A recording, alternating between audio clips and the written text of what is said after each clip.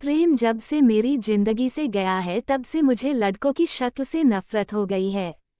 उसे मैंने बहुत प्यार किया और जब वो बिना बताए एक दिन ऐसे ही भाग गया तब मुझे लगा कि दुनिया में प्यार नाम की कोई चीज़ नहीं होती है। अब मैं जैसे बिना दिल वाली इंसान बन गई हूँ। मुझे कुछ भी महसूस नहीं होता है क्योंकि अब मुझे लगता है कि इससे बड़ा मेरी लाइफ में अब क्या होगा। मैंने बहुत चाहा था उसे, इसलिए आज मेरे पापा मम्मी के बोलने पर मैं तैयार हो गई एक लड़के से शादी करने को।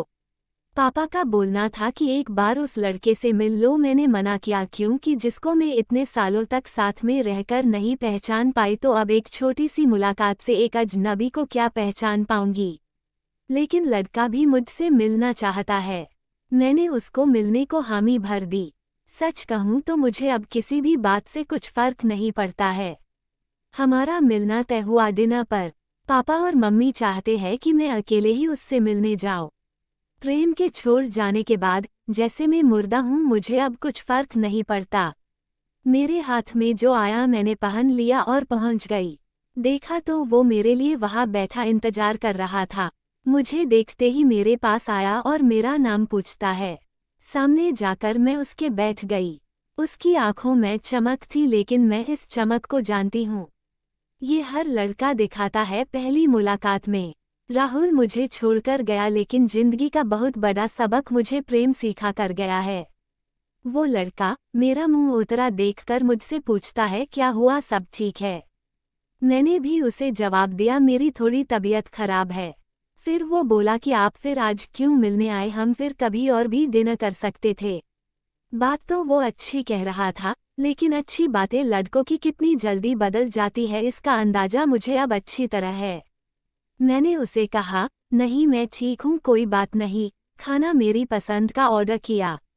फिर अचानक उसको किसी का फ़ोन आया और जब फ़ोन पर उसने बात की तो मैंने तय कर लिया कि अब मैं इससे शादी नहीं करूँगी।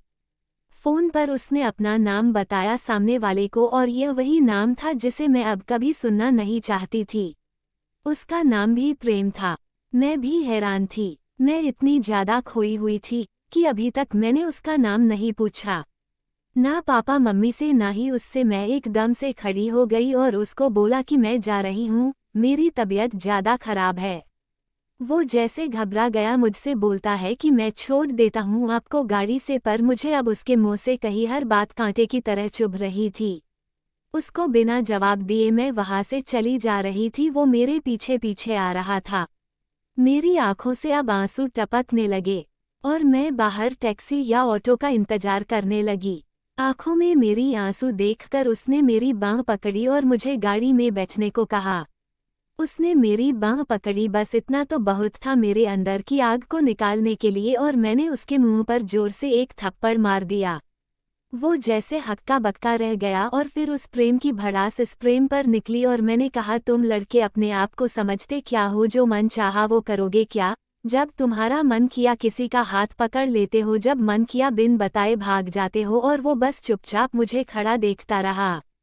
टैक्सी आई और मैं बैठकर वहां से चली आई। आते वक्त मैंने उसका चेहरा भी नहीं देखा।